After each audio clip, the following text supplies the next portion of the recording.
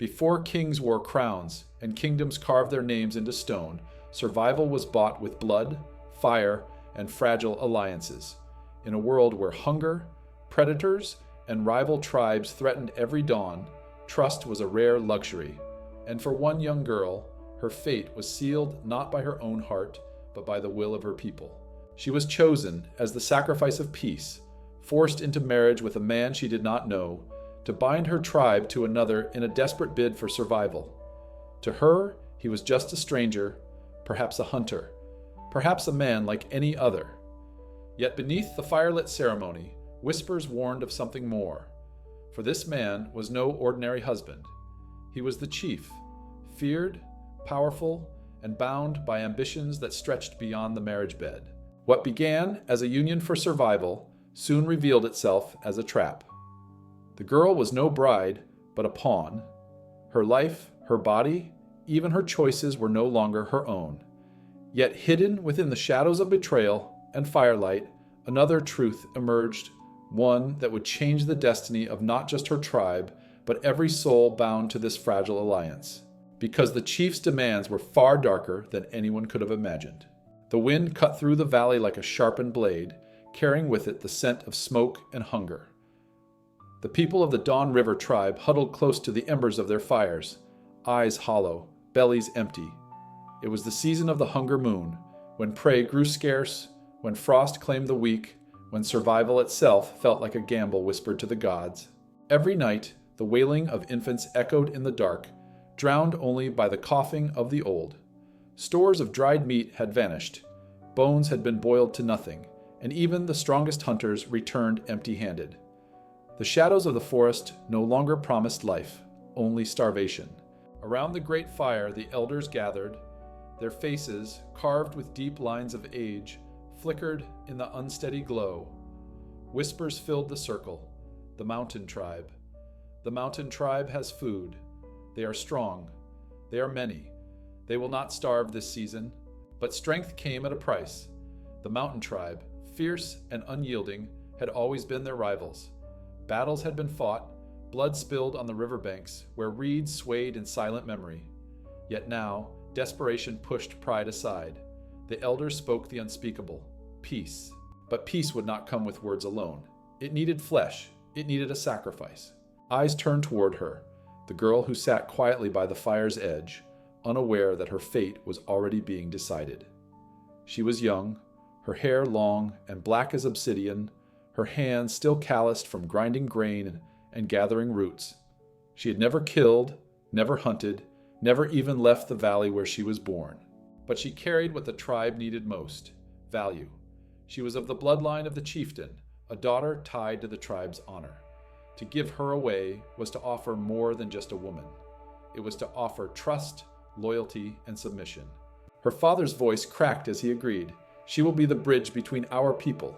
The girl's mother wept silently, clutching her daughter's hand. But tears meant nothing when survival hung in the balance. No one asked the girl what she wanted. No one dared. That night, she lay awake beneath the low roof of her family's shelter, staring at the dying fire. She had heard stories of the mountain tribe, of their stone weapons sharper than any in her valley, of their warriors who painted their faces in ash before battle, of their chief whose eyes glowed like firelight when he was angered. The thought of being given to them, to him, filled her chest with a heaviness she could not breathe through. By dawn, she was prepared, not by choice, but by duty. She was led to the center of the village where the people gathered to watch. The air was sharp, cold, biting at her bare arms. She tried to keep her eyes steady, but when her mother's wail broke the silence, her own heart nearly shattered. The elders chanted blessings to the ancestors, asking them to watch over her.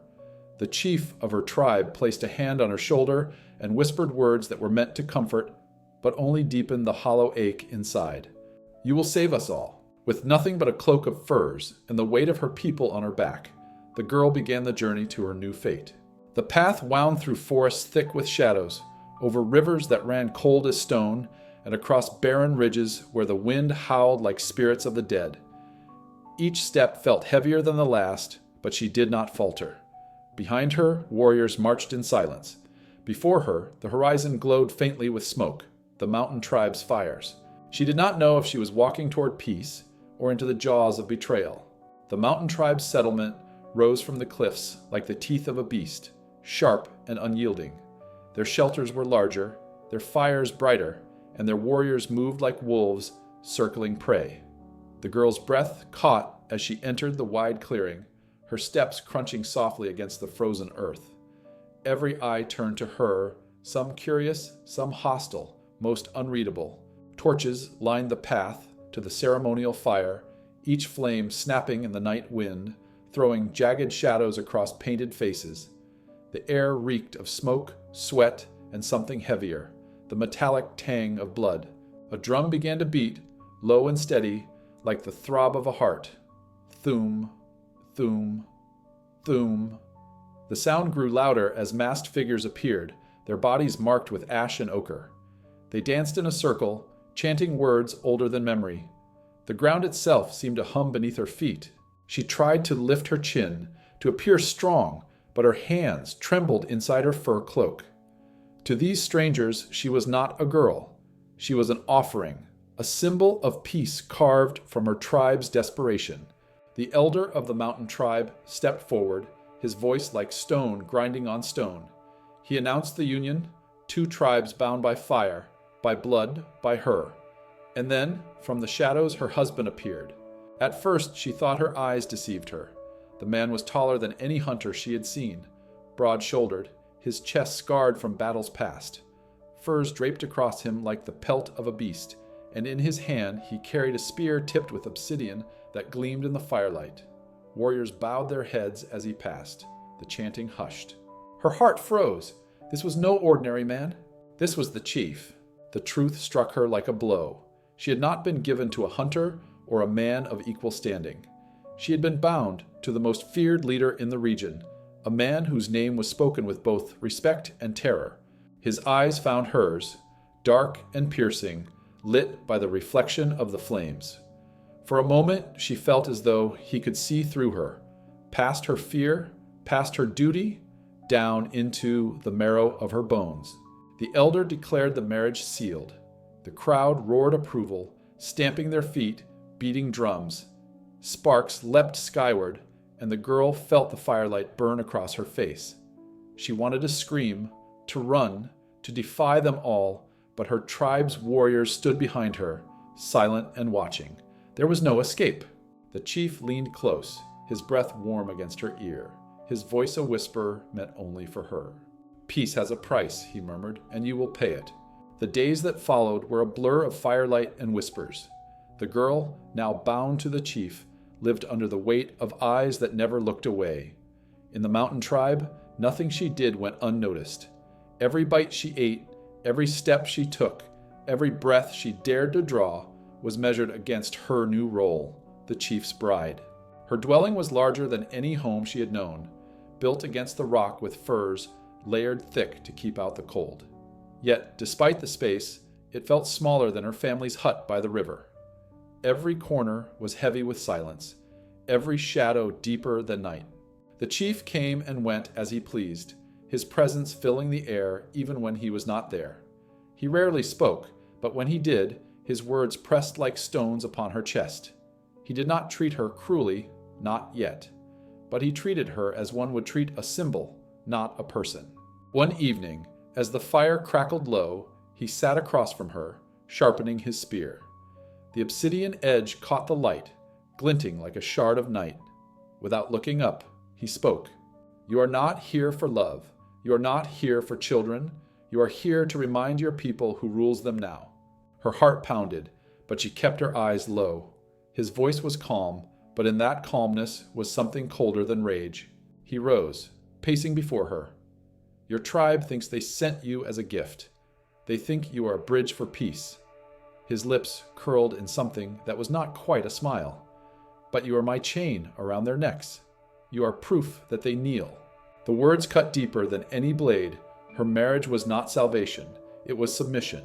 The days turned harsher. At feasts, she was seated beside him as tribesmen raised their cups and praised their chief, their voices echoing through the hall. But she noticed the way some eyes narrowed at her presence. She was an outsider, a foreigner, a constant reminder of a fragile alliance. Whispers crawled through the night air like snakes. Why should the chief take her? What power does she bring? Some voices dripped with jealousy, others with suspicion. Then came the first demand. He brought her before the sacred fire, surrounded by his warriors, the night sky heavy with stars. In the firelight, he handed her a dagger carved from bone. "You will prove your loyalty," he said. Her breath caught. "How?" He pointed toward a cage where a prisoner knelt, a man from her own tribe, captured during an old raid. His face was gaunt, but his eyes lit up with recognition.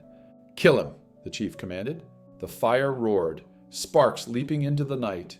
The girl's hands shook, the dagger heavy in her palm. She looked at the prisoner, at the man who had once shared the same fires, the same river, the same songs. The chief's voice cut through the crackling flames. "Do it, or your tribe will suffer." The world narrowed to the prisoner's eyes, the knife in her hand, and the weight of betrayal pressing down on her soul. The fire roared higher, sparks spiraling into the night sky. The dagger in her hand felt heavier than stone, its sharp bone edge trembling against her palm. The prisoner knelt, eyes wide, lips trembling with words he dared not speak. She recognized him. He had once carried water from the river beside her, had once laughed in the summer sun when the fish were plenty. Now his life hung by the thread of her decision. The chief stood beside her, tall as the shadow of a mountain. His warriors watched in silence, their painted faces unreadable, waiting to see if she would bend or break. Her heart thundered. To kill the man would mean betraying her people. To spare him would mean betraying herself, and perhaps condemning her entire tribe. The prisoner whispered her name, so faintly she almost thought it was the wind. Her grip faltered. And then she dropped the blade. Gasps hissed through the circle like snakes in dry grass. The chief's eyes narrowed, his face hardening to stone. For a moment, the firelight flickered between them, her defiance against his power. But before he could speak, another voice rose from the shadows. "She is not loyal. She never will be." It was a woman, tall, fierce, her hair braided with beads of bone. One of the chief's other wives. Jealousy burned in her eyes like hot embers. "She will betray us all." The tribe erupted in shouts, warriors stepping forward, some siding with the wife, others with the chief. Chaos churned around the fire, and in the storm of voices, the prisoner acted. With the speed of desperation, he lunged against his bindings, knocking the dagger from the ground. His hands free, he seized the blade and slashed at the nearest guard. Blood sprayed across the fire, sizzling as it struck the flames. Screams tore the night. Warriors rushed in, weapons clashing, shadows colliding in a blur of fury. The girl stumbled back, caught between the chief's booming orders and the prisoner's desperate flight.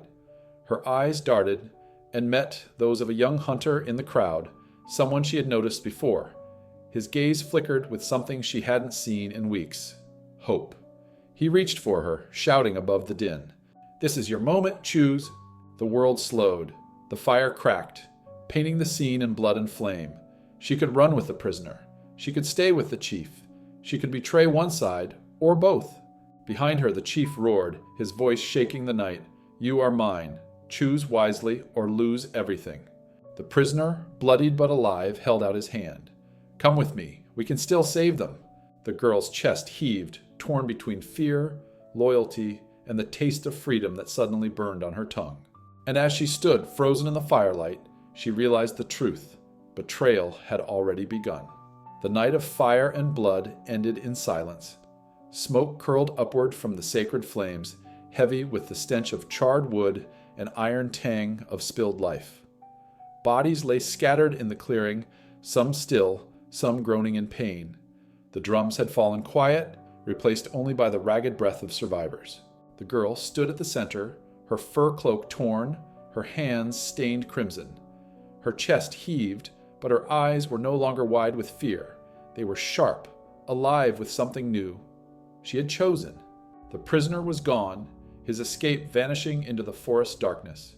Whether he would return with her tribe or die in the wilderness, no one knew. But his absence left behind whispers of betrayal, whispers that would never fade. The chief, wounded but unbroken, stood tall despite blood soaking his arm. His gaze burned into her, not with rage alone, but with something colder, calculation. She had defied him, yet even in defiance she had become more valuable than ever. "Look at her," one of the warriors shouted. "She brought rebellion into our fire." But another voice rose, trembling with awe. "No, she stood against fear itself. Only the strong can do this." The tribe wavered, caught between condemnation and reverence, and the girl, once a pawn, realized her place had shifted. She was no longer just a bride, no longer just a daughter traded for peace. She was a symbol, but of what she could not yet know. The chief stepped closer, his shadow long in the fading firelight. He leaned close, his voice a low growl only she could hear. "You think you've won something tonight? No, you have only begun to pay the price. You are mine, and through you, your tribe is mine as well." His words coiled around her like chains, yet in her heart burned a new flame. For though she had been forced into this path, though betrayal had poisoned every step, she had tasted a freedom that could never be silenced. One day, she thought, the fire of rebellion would rise again. One day, the first betrayals would not belong to chiefs or elders, but to her and to every soul who dared defy the chains of survival. The wind carried away the ashes, but the memory of that night remained carved into the earth, into the hearts of all who lived. The story of the forced marriage, of love, of betrayal, of fire, a story that would echo for generations. Because in the beginning, before crowns, before thrones, before history itself, humanity learned its first lesson. The deadliest weapon was not the spear, but betrayal.